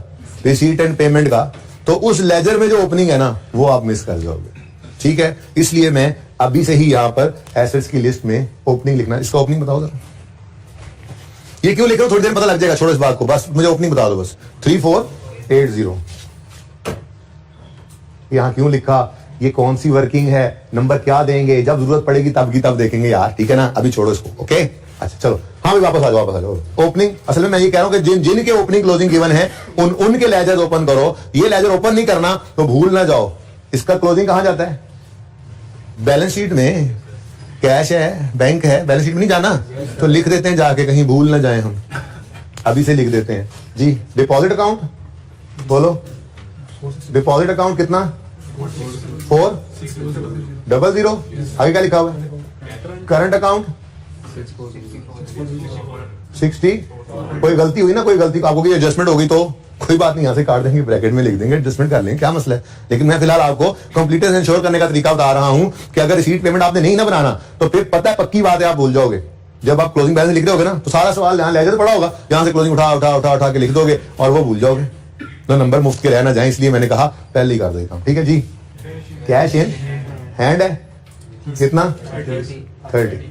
30, ठीक है। अब मुझे ये तसल्ली हो गई कि मैंने ये ओपनिंग जहां पहुंचाना था वहां पहुंचा दिया है, ये क्लोजिंग जहां पहुंचाना था वहां पहुंचा दिया है। एडजस्टमेंट करनी पड़ी तो सही कर लेंगे, कोई मसला नहीं, ठीक है। चलो भाई सवाल शुरू करते हैं। जिन के मैंने कहा था ओपनिंग क्लोजिंग हो उनके लेजर ओपन कर लें, सिवाय आप रिसीट पेमेंट, क्योंकि वो तो उन्होंने खुद ही बनाकर दे दिया है, तो पागल थोड़े ही है, ओके, हम पागल थोड़े ही हैं। शुरू करें जी। बॉटल स्टॉक, ये क्या? अच्छा, मतलब ये कोई बोतलें शोतलें, सोशल क्लब है, और उसमें जैसे स्पोर्ट्स क्लब में आप लोग जाते थे, ठीक है। अब पानी की बोतल भी नहीं मिलती, जूस भी नहीं मिलता, यहाँ बरकत मार्केट के पास खोल दिया उन्होंने स्पोर्ट्स क्लब, ठीक है। अब आप जब वो खेल कूद के निकलते थे तो पानी के लिए बरकत मार्केट, जूस के लिए बरकत मार्केट, तो इन्होंने सोचा क्यों ना यहीं पे एक खोखा लगा दें, ठीक है। वहीं पे कुछ पानी की बोतलें, कुछ जूस के डिब्बे वगैरह रख दिए जाएं। बात समझ रहे? एक बंदा स्पोर्ट्स क्लब से निकल रहे, अल्लाह के बंदो। अच्छा, अब उस खोखे में एक बंदा खड़ा करना है बस, ठीक है, जिसको स्टूवर्ड कहा जाता है, ठीक है। वो खोखे पे खड़ा होगा, आपके कोई मेहमान आ गए, कोई दोस्त आ गए, आप खुद निकले एक्सरसाइज करके, पानी की बोतल ले ली, जूस पीना है, वहां से पी लिया, तो वो खोखा वहीं पे खुला हुआ है। ये ट्रेडिंग एक्टिविटी हो रही है with in non profit organisation. बहुत सारी बातें आपको थोड़ी हजम हो रही होंगी, कोई मसला नहीं, थोड़ी हजम होने दें, खैर है, पहला दिन है, ओके। आगे 6-7 दिन हमने करना है ये टॉपिक अभी, ओके। अच्छा, तो बॉटल का स्टॉक है, कोई नहीं मसला, इन्वेंट्री का लेजर बनाना सीखा हुआ है हमने। स्टॉक इन्वेंट्री एक ही बात है ना। किसका स्टॉक है जी? बॉटल्स का स्टॉक। हाँ जी, ओपनिंग बताओ भाई, साथ साथ नहीं प्लीज, 1 मिनट जरा मुझे बैलेंस पहले लिखो, मैं टाइम दूंगा। Opening 1630, closing 1850। ठीक हो गया जी। नेक्स्ट, सब्सक्रिप्शंस एरियर में भी हैं, एडवांस में भी हैं। ये वाला लेजर बना लेते हैं, ठीक है। Arrear mean receivable, advance mean unearned liability, opening भी है, क्लोजिंग भी है, ठीक है। तो सब्सक्रिप्शन होता है, हम एक्सपेंस या इनकम का लेजर बनाते हैं और उसी के अंदर ही फिर रिसीवेबल या अनअर्न्ड निकल आएगा, ठीक है ना। अब सवाल से देख के बताओ, हमें भी सवाल से देखना है हमने। सब्सक्रिप्शन इन एरियर, ये ध्यान से देख लो, ये ओपनिंग है, ये क्लोजिंग है, ये ना हो, ये ध्यान से देख लेना, सारा सवाल ओपनिंग क्लोजिंग क्लोजिंग ओपनिंग बन जाए। अच्छा जी, तो सब्सक्रिप्शन इन एरियर 770 और 620। सब्सक्रिप्शन एक्सपेंस तब होता है जब हम किसी को सब्सक्रिप्शन दे रहे होते, चंदा ये इनकम है। एरियर, ठीक है, सब्सक्रिप्शन इन एडवांस या एरियर, और उससे बड़ी बात रिसीट पेमेंट में सब्सक्रिप्शन रिसीव होती नजर आ रही है। और सबसे बड़ी बात, नॉन प्रॉफिट ऑर्गेनाइजेशन है जिसका एक बड़ा सोर्स ऑफ इनकम है ये सब्सक्रिप्शन, ठीक है। हाँ, अगर कोई पेमेंट साइट पे सब्सक्रिप्शन आप पे कर रहे हो किसी मैगजीन वगैरह की, तो वो एक्सपेंस होगा, ठीक है। अच्छा जी, अब ओपनिंग रिसीवेबल पूरा नहीं लिखना, ये एरिया नहीं, ब्रॉड डाउन लिख दो ना एसेट साइड पे। बोलो कितना ओपनिंग? 7, क्लोजिंग 620। आगे क्या आ रहा है भाई? Subscription advance. लो जी, दो बैलेंस एक ही लेजर में आ जाएंगे, ठीक है। एडवांस मतलब लायबिलिटी, अनअर्न्ड जी, ओपनिंग 250 और 3 बढ़िया लेजर, ठीक है। सारे ओपनिंग क्लोजिंग एक बार, ठीक है। नेक्स्ट, क्रेडिटर्स फॉर बोतलें, तो क्रेडिटर्स फॉर बोतलें यहां पे लिख लेते हैं। अच्छा इधर देखो, बड़े मजे की बात है, थोड़ी देर पहले आप लोगों ने एक एमसीक्यू पूछा था, जज़ाकल्लाह, उसमें भी तो यही हुआ था। इन्वेंटरी, क्रेडिटर्स, याद आ रहा है? वही काम हो रहा है, ठीक है। सब काम ऐसे ही, कुछ नया हम नया नहीं काम जी। क्रेडिट फॉर बोतल कितने है जी? ओपनिंग 1330 है, लायबिलिटी है, ध्यान रख लेना, क्रेडिटर इधर ना ओपनिंग लिख लेना जी। Opening 1330, closing 1150। नेक्स्ट क्या है? Rent and rates payable, accrued. अब ये देखो, एक्रूड एक्सपेंस के साथ लगा तो पेबल, ये एक्रूड इनकम के साथ लगा होता ना ऊपर, यहां लिखा होता ना सब्सक्रिप्शन एक्रूड, तो वो इनकम थी फिर, ठीक है ना। वो पेबल नहीं, रिसीवेबल का मतलब देती है, और ये एक्सपेंस के साथ है तो पेबल का मतलब देती है। बड़े खतरनाक अल्फाज है, इसलिए मैंने अलग से लिख दिए, ओके। बड़ा हासा आ रहा है पानी तो। क्या लतीफा सुनाया साथ वाले ने, या मैंने सुनाया लतीफा तुम्हें? जी हाँ, क्या है जी? रेंट एंड रेट्स पेबल सेबल लिखते हैं हम, यहाँ एक्सपेंस ही लिखते हैं, ठीक है ना, ताकि हमें कैश वगैरह लिखने में आसानी रहे, ओके। अब एक्सपेंस क्या है? एक्रूड है, पेबल है। Opening 750, closing 820। अच्छा, अब अभी आगे चलो, फिर ओपनिंग क्लोजिंग लिखते जा रहे हैं। Next, Fidelity bond given by steward. अच्छा, ये होता क्या है? ये थोड़ी सी बात सुन लो, पुराना कॉन्सेप्ट है, अब ये रिवाज खत्म हो गया वैसे। वो जो बोतलों के लिए खोखे पे बंदा खड़ा किया, अब जाहिर है सुबह से शाम तक हम ऐसे थोड़ी एक बोतल बिके तो हम कहें फटाफट बोतल पहले आके सानू दे दी। कैशियर अंदर बैठा हुआ है, दफ्तर के अंदर बैठा हुआ है, खोखा बाहर करके लगाया हमने, ये हमारा जो स्पोर्ट्स क्लब है उसमें, ठीक है ना। अब ऐसे थोड़ा ही है कोई एक बोतल बेचे, एक जूस बेचे, वो भागा भागा आया, थोड़ा पैसे पाए फिर भाग जाए, ऐसा तो नहीं होता। क्या होगा? हम कहेंगे यार सारा दिन करो सेल्स, दिन के एंड पे, या कभी कभी हफ्ते के एंड पे, लेकिन नॉर्मली दिन के एंड पे ऐसा करो, सारा कैश उठा के लाके हमें दे देना, ठीक है। लेकिन बहरहाल दिन के अंदर एक अच्छी खासी कंसिडरेशन इकट्ठी हो ही जाती है, ठीक है ना। तो उसके लिए फिर कंपनीज ऐसा किया करती थी कि बंदा वाकिफ नहीं है तो वो अंदाजा ही लगाते थे कि कितने को कैश इसके पास आ जाएगा। मिसाल के तौर पर कहते हैं कि 2-3 हजार की सेल हो जाती है दिन की, तो उन्होंने कहा ठीक है यार, तुम 2000 रुपये हमारे पास एज अ सिक्योरिटी जमा करा दो, ठीक है, ये हमारे पास तुम्हारी अमानत है, कल को तुम भाग जाओ तो कुछ हमारे पास भी तो हो। हाँ, जब नौकरी छोड़ोगे तो ये अमानत है, ये हम तुम्हें वापस कर देंगे, ठीक है ना। तो ये पुराना कॉन्सेप्ट है। बहरहाल Fidelity bond given by steward, steward ने बॉन्ड दिया हुआ है, पुरानी सी लायबिलिटी आ रही है, 200 ही ओपनिंग है, 200 ही क्लोजिंग है। मैं तो लेजर बनाना भी पसंद नहीं कर रहा, ठीक है, लेकिन चलो लिखा हुआ उन्होंने तो मैं लिख देता हूं। फिडेलिटी बॉन्ड, ओपनिंग 200, क्लोजिंग भी 200, ठीक है जी, सही है भाई, ओके। जस्ट एक लायबिलिटी है ना, इसमें कोई चेंज आया ना कुछ। हाँ, ये बैलेंस शीट में नजर आएगी, इसलिए मैंने लिख दिया, लेजर में इधर भी नजर आना है अगर यूज करना पड़ा तो। चैलेंज। उसके बाद भाई अब हमारे पास रहेगा सिर्फ रिसीट एंड पेमेंट अकाउंट, ठीक है। इसकी जस्ट करनी है हमने पोस्टिंग, ओके। अब रिसीट पेमेंट में ये रिसीट्स की साइड है, इसमें सब्सक्रिप्शन नजर आ रही है, सब्सक्रिप्शन रिसीव हुई है, मतलब रिसीट पेमेंट में डेबिट हो रहा है ना, तो कैश आया, कैश डेबिट, सब्सक्रिप्शन क्रेडिट, यहां पे रिसीट पेमेंट लिख लो, कैश एंड बैंक लिख लो, आपकी मर्जी है, बस फिगर इस तरफ आनी चाहिए। मैं यूं करता हूं, मैं फिलहाल कैश लिख देता हूं, जरा पहला दिन है, ठीक है ना। कैश कहां पे आया जी? रिसीट पेमेंट में, यूं कह लेता हूं, ठीक है ना। तो कैश है, बैंक है, हमें से क्या, सब कुछ ने रिसीट पेमेंट में जाना है, ठीक है। अब ये देखो एंट्री हो रही, double entry, double entry, receipt payment account, debit subscription income account, कितना भाई? 690। अभी कुछ ना करो, बैलेंसिंग एंड पे करते हैं, आगे बढ़ते हैं। Next, bottle sales 24,850, entry double entry बोलनी है, डबल एंट्री बोलो। कैश या बैंक कह लो, रिसीट पेमेंट कह लो, आपकी मर्जी। रिसीट पेमेंट मतलब भी कैश एंड बैंक है, ठीक है ना। तो कैश या बैंक डेबिट और सेल्स क्रेडिट। अब ट्रेडिंग एक्टिविटी को इससे अलग रखना है। ट्रेडिंग एक्टिविटी क्या है भाई?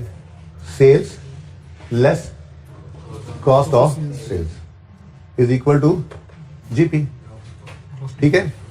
कॉस्ट ऑफ सेल हमारी निकल आएगी यहां से, सेल्स हमारी निकल आई है। मैंने माना एक एडजस्टमेंट है नीचे, पर फिलहाल मैं उसको भूला हूं, काट के सही कर लेंगे, छोड़ो, नई चीज है ना जरा, ठीक है। अच्छा, अब रिसीट पेमेंट डेबिट, ऐसे टिक करते जाना है ना, ठीक है, टिक टिक डेबिट, क्योंकि अगर यहां लेजर बनाते, रिसीट पेमेंट हम बनाते, तो हम डबल एंट्री कर रहे होते ना, रिसीट पेमेंट में डेबिट लिखते उधर क्रेडिट लिखते, रिसीट पेमेंट में क्रेडिट लिखते तो उधर डेबिट लिखते, लेकिन वो वहां बना हुआ, बस टिक करते जाओ पर्चे के ऊपर, ठीक है ना। तो रिसीट पेमेंट डेबिट 24,850 से, और सेल्स क्रेडिट 24,850, ठीक है। Next, other sales from devices etcetera. वो कंप्यूटर पड़े थे, वो बंदा आया, उसने कहा लोया बेच, लैलन बेच, टीडो बेच, हमने उठा के डिवाइसेस बेच दी, बस ठीक है। तो इनकम है, डायरेक्ट ले जाओ, ठीक है। Receipt payment debit sale of device income में लिख लो, कितना? 4570। समझ आती है? कोई मसला नहीं है। सवाल ये एक ही सवाल है, ये आज आके 2 दफा कर लेना इसको, कोई नई चीज नहीं करनी। अगर पूरा हो जाता है तो ठीक है, तो जितना हो जाए उतना कर लेना, पूरा कर दूंगा इसमें। नेक्स्ट, लेगेसी विरासत को कहते हैं। सारी बातें आहिस्ता आहिस्ता आएंगी, समझाऊंगा। फिलहाल तो आज पहला दिन है, बस सवाल को पूरा करने की सोचो, ठीक है। तो यार किसी मेंबर ने कहा मैं मर जाऊं तो मेरी विरासत में से इतना इस क्लब को दे देना, आगे पैसे। This is also a source of income of non profit organisation, सचमुच, ठीक है। ये विरासत है, लेगेसी। तो receipt payment debit income credit, legacy from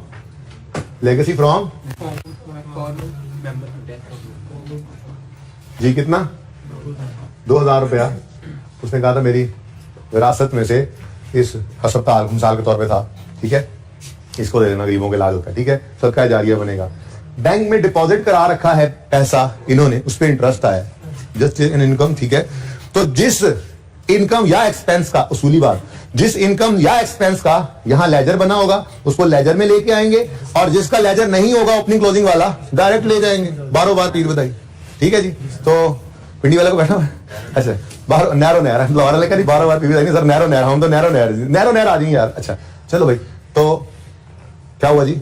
receipt payment debit, receipt payment 420 आपका अपना नंबर है, receipt payment debit income credit, bank deposit income, ये जो भी लिखा हुआ था, चलो खैर एक ही बात, ठीक हो गया जी। रिसीट पेमेंट सारी ओके है। रिसीट साइड, पेमेंट साइड पे आते हैं। यही पहला है ना, जरा नजर नहीं आ रहा, मैं हिला नहीं रहा, सारा कुछ ठीक हुआ। 12,230 है, यही है ना भाई, सबसे ऊपर यही है, बस इसके ऊपर तो कुछ नहीं है। चलो, तो 12,230 है पेमेंट फॉर बॉटल परचेजेस, ठीक है। तो एक स्टार लगा के ना इस पे एक असूली बात लिख लो। इनकम एक्सपेंडिचर के टॉपिक में, इनकम एक्सपेंडिचर के टॉपिक में अगर पेमेंट साइड पर, बैंक की पेमेंट साइड पर, रिसीट पेमेंट अकाउंट में, सॉरी इनकम एक्सपेंडिचर के टॉपिक में, अगर बैंक की पेमेंट साइड पर परचेजेस का लफ्ज भी नजर आए, इनकम एक्सपेंडिचर के टॉपिक में बैंक की पेमेंट साइड पर अगर परचेजेस का लफ्ज भी नजर आए, तो उसे हमेशा पेमेंट टू क्रेडिटर्स अज्यूम करना है। तो उसे हमेशा पेमेंट टू क्रेडिटर्स अज्यूम करेंगे, ठीक है। और भाई ये रूल है तो मतलब रूल है, पक्का रहेगा, कभी इसको बदलेंगे नहीं, ठीक है ना। इनकम एक्सपेंडिचर के टॉपिक में अगर बैंक की पेमेंट साइड पे, अभी तो ये सब कुछ इकट्ठा है ना, आगे सवालों में बैंक और कैश अलग अलग भी होंगे, तो कैश वाले की बात नहीं कर रहा, लेकिन यहां पे तो इकट्ठी है ना, इसलिए बैंक की पेमेंट साइड पे अगर परचेजेस भी लिखा होगा ना तो हम उसे कैश परचेजेस समझना, ठीक है ना, हम उसे पेमेंट टू क्रेडिटर समझा करेंगे भाई। अगर ये नहीं ना करेंगे तो सवाल नहीं हुआ करेगा, और हर सवाल में ऐसे ही कर रहे हैं, इसकी कोई एक्सेप्शन नहीं होगी। 5 पेपर पे 50 सवाल भी करोगे तो यही उसूल रहेगा। अब तो वो लिखेगा बैंक की पेमेंट साइड पे पेमेंट टू क्रेडिटर्स, अगर सिर्फ परचेजेस भी लिखेगा तो हम पेमेंट टू क्रेडिटर ही समझेंगे उसको। भाल ये क्या है जी, पेमेंट हुई, पेमेंट क्रेडिटर को हो रही है, एंट्री बोलो, क्रेडिटर डेबिट 12,230 से, creditor debit receipt payment credit, ठीक हो गया जी। यहां पे क्या लिख लोगे आप, रिसीट पेमेंट लिख लो, कैश लिख लो, आपकी मर्जी है। अब देखो आज सवाल बदल गया है, आज कैश की फिगर अवेलेबल हो रही है, क्योंकि आज हमने कैश फ्लो नहीं ना बनानी, आज हमने इनकम एक्सपेंस बनाने हैं, तो इनकम एक्सपेंस निकालने हैं, ठीक है, कोई मसला नहीं है, नई चीज कोई नहीं है। नेक्स्ट, पेमेंट टू एंटर नहीं, रेट्स, रेंट एंड रेट्स। उसूल क्या बताया, जिसका लेजर है उसे लेजर में ले जाओ, जिसका लेजर नहीं है बारोबार नैरो नैर ले जाना उसको, ठीक है। अच्छा जी, तो रेंट एंड रेट का लेजर बनाया था हमने, तो कोई उसमें एंट्री करते हैं, एक्सपेंस पे हो रहा है, रेंट एंड रेट किधर किधर, रेंट एंड रेट डेबिट कितने से 88, rent and rate expense debit, receipt payment credit. यहां पे आपने लिख दिया, कैश लिख ले, रिसीट पेमेंट लिख ले, दोनों ही सही है, ठीक है। नेक्स्ट, पेमेंट टू एंटरटेनर, वो बंदर वाला डुगडुगी बजाता हुआ आया, तो आपने उसको बुला लिया, तो कहा भाई इधर ये हमारे मेंबर्स को जरा, बंदर ने जाकर दिखाया थोड़ा सा, डुगडुगी बजाई और बंदर नाचा और मेंबर्स खुश हो गए, उसको दे दिया आपने 3360 रुपए, ठीक है। मुख्तलिफ औकात में आता रहा ना, ठीक है। अब पेमेंट टू एंटरटेनर्स हैं, कभी बंदर वाला, कभी रीच वाला, कभी कुछ कभी कुछ, ठीक है। तो एंटरटेनर्स हैं, पेमेंट टू एंटरटेनर्स। अब लेजर नहीं है, एक खर्चा है बस, ठीक है, डायरेक्ट एक्सपेंस में ले आओ, पेमेंट टू एंटरटेनमेंट कर लो या एंटरटेनर एक्सपेंस कर लो, जो भी लिखना है। एंटरटेनर एक्सपेंस कितना है, 3300, बस ये कर लेना, एक मेहरबानी, एक्सपेंसेस है माइनस कर देना यहाँ पे, ठीक है। तो एंटरटेनर्स एक्सपेंस डेबिट और रिसीट पेमेंट या कैश क्रेडिट डालते रहना भाई सारे, ठीक है। Next, printing and stationery, again इसका लेजर नहीं है, तो expense debit receipt payment credit direct लिख लो।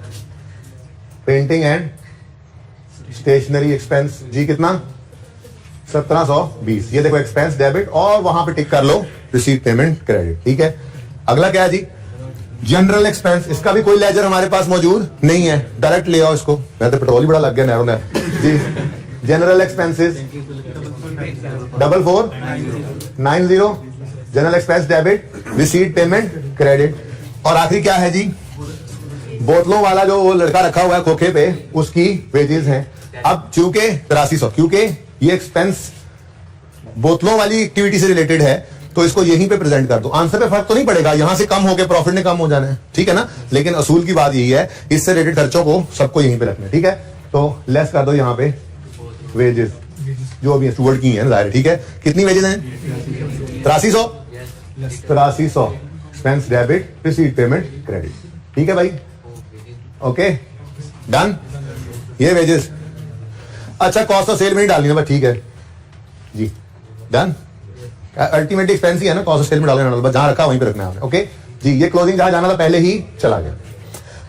अब सिर्फ एक छोटी सी एडजस्टमेंट पढ़ो और सवाल खत्म है। वो कहता है bottle sales of 480 on the evening of 30th September 93 have been retained in the steward's office and are not included in above receipt payment.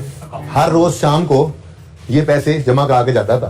30 सितंबर की शाम को हम जल्दी उठाए या वो तेजी में निकला और उस दिन की सेल जो थी वो दराज में पड़ी रह गई, वरना हर रोज के एंड पे वो अकाउंटेंट को उस दिन की सेल पैसे ला के देता था, अकाउंटेंट उसकी एंट्री कर लेता था रिसीट पेमेंट में, डेबिट और सेल क्रेडिट। अब ये जो receipt payment debit cell credit करते करते 24,000 तक पहुंचा था, इसमें एक सेल रिकॉर्ड होने से रह गई है, वो तो स्टीवर्ड के ऑफिस में पड़ी है, तो कर लो रिकॉर्ड यार, मसला क्या है। बस ये 24,850 सही नहीं है, ठीक है, और सही है नजर आ रहा है सबको 24,850, इसको ना एडजस्ट करना पड़ेगा, ओके। और इधर देखो ये कैश इन हैंड भी सही नहीं, अब आप इसको काट देना, मैंने मिटा दिया, ठीक है, एडजस्टमेंट ना प्राइस इस वक्त, ओके। अब एक सेल रिकॉर्ड होनी थी कैश वाली, नहीं हुई तो कर लो, ठीक है, करो कोई एंट्री। कैश डेबिट कितने से और सेल्स क्रेडिट कितने से 48, सवाल खत्म, ठीक है।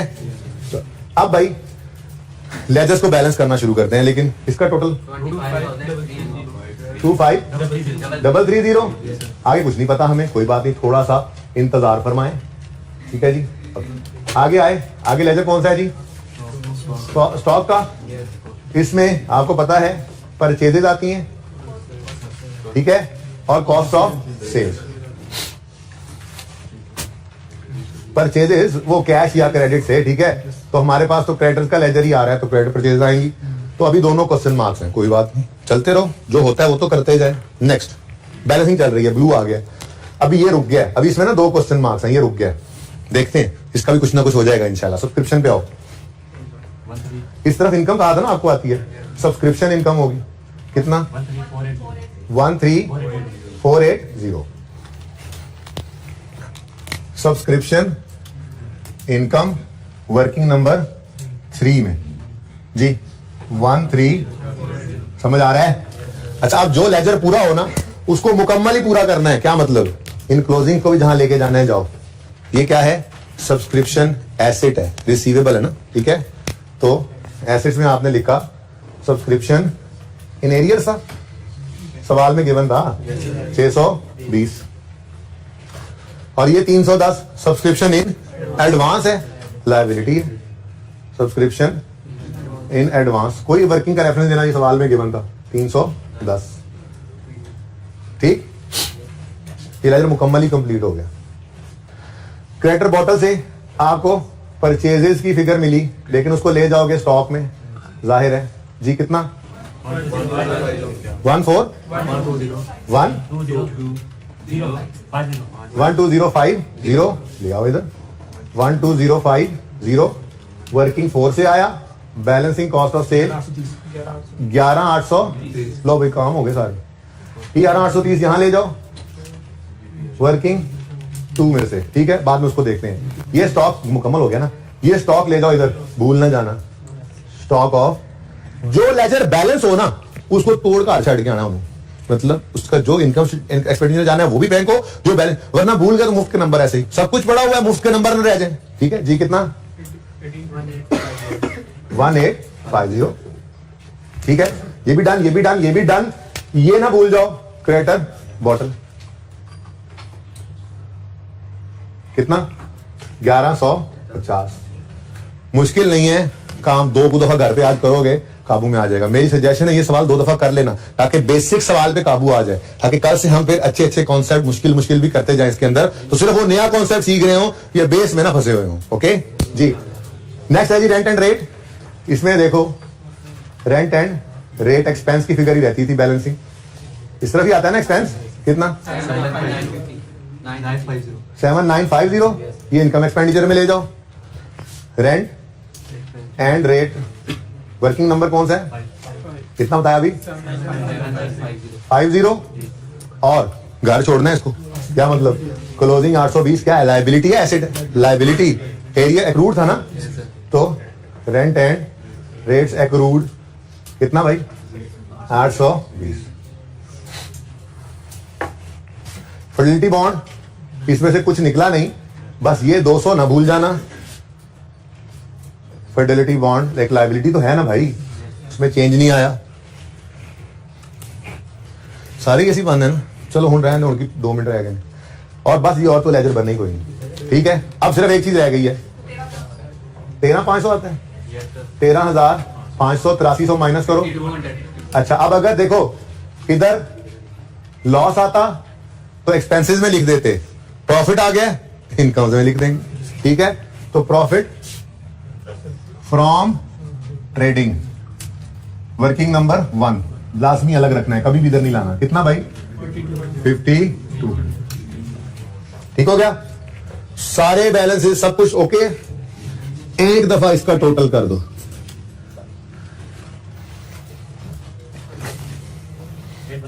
हाँ पॉजिटिव। भाई साहब कह रहे हैं 8150, कोई कंफर्म कर दे मुझे। सही कर दिया इसने। ये क्या आ गया जी? सरप्लस या डेफिसिट? सरप्लस, ठीक है जी। 8150 इनकम ज्यादा है एक्सपेंसेस से, ये 8150 यहां पे आकर ऐड हो गया, ठीक है ना। अब ओपनिंग फंड सिर्फ कोई नहीं है, बाकी सवाल सारा हो गया। ये भी 510 है, तो इसकी तैयारी ओपनिंग फंड की मैंने यहां पे ओपन की थी, ठीक है। वर्किंग नंबर 7 कर लो। ओपनिंग एसेट्स में से ओपनिंग लायबिलिटीज को माइनस करना है। कोई जरूरत नहीं है कहीं जाने की सवाल में, हमारे पास मौजूद है सब कुछ यहां पे। देखो ओपनिंग में रेड एसेट है, ये एसेट है, ये लायबिलिटी है, लायबिलिटी है, लायबिलिटी है, लायबिलिटी है। ये रेड से बाहर कुछ भी नहीं है। जो रेड से बाहर था मैंने सवाल से पहले ही लिख दिया था, भूल जो सकते थे, यहां भूल जाते। आप देखो ओपनिंग ले रहे होते, रिसीट पेमेंट बनाया नहीं है, भूल जाते, ठीक है ना। तो पहले ही मैंने इसलिए रिसीट पेमेंट वाला बैलेंस लिख दिया था, ठीक है। अब 1 बाय 1 बताते जाओ। सबसे पहले क्या आ रहा है? स्टॉक ऑफ बॉटल्स एसेट है 1630, इधर लिखो। Opening opening subscription in arrear वाला 770 एसेट है, 770 एसेट्स में लिखो। आगे 250 लायबिलिटी वाला है, इधर लिखना है, इधर लिख लो। ये देखो आमने सामने लिखना है, लिख लो, कोई मसला नहीं है, टोटली करना है। समझ रहे हो? सिर्फ ओपनिंग नहीं समझ आ रही तुम्हें? तुम्हें समझ आ रहा है? तुम आगे पीछे हो जाओ। नेक्स्ट 250 1330 क्रेडिटर्स है, लायबिलिटी है 1330। Next rent rate payable liability है 750। Next Fidelity bond payable liability है 200। बस ये ऐसे ही मैंने अलग अलग किए, इकट्ठा भी रख सकते थे आप। बहरहाल ये एसेट्स का टोटल बताओ क्या है? 5। ये कैलकुलेटर पे भी कर सकते थे आप, 5880, ये समझाने के लिए किया। लायबिलिटीज का टोटल 2530। इन दो डिफरेंस, इनका डिफरेंस लोगे तो 33। सही है। ये क्या आ गया? Opening fund. बैलेंसिंग निकाला आपने, बैलेंसिंग, ठीक है ना। ये हमने, तो ये सब कैलकुलेटर पे हुआ करेगा, बल्कि आइंदा से ब्रैकेट में हुआ करेगा। ये वर्किंग नहीं बनेगी आइंदा, तो मैं समझाने के लिए आपको बता दिया, ठीक है। तो 3350 वर्किंग आज है, वर्किंग 7 है, 3350 ऐड करो 8150 11500। ओके 11500 ऐड हो गया। ये सब ऐड करके लायबिलिटीज 14010। बोलो चेक कर देना यार, हमें ना टाइम हो गया थे। ऊपर वाला 14010 ही है। सोल्यूशन ओपन करके देख ले साथ साथ, टाइम कम है ना।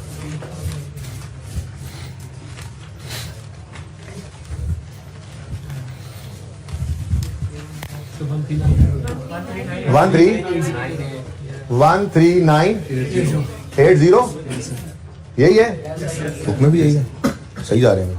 इसका टोटल करो 13। चलो अब ये सवाल 2 दफा कर लेना और कुछ नहीं है होमवर्क। हाँ 10 MCQs रहते हैं, उन्हें भी देख लेना। अल्लाह हाफिज।